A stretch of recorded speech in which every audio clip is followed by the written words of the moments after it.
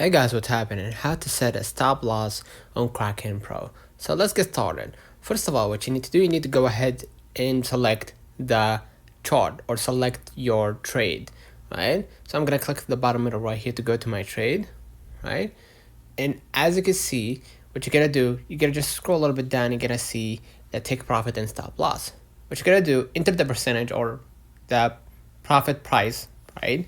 You're gonna see the price right now is 5,137 or 29 now, right? And you're gonna set the price accordingly.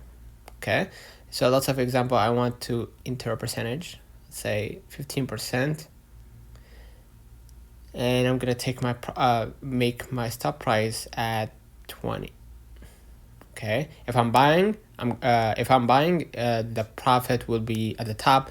If I'm selling, the profit will be when it goes down. So basically that's it, right?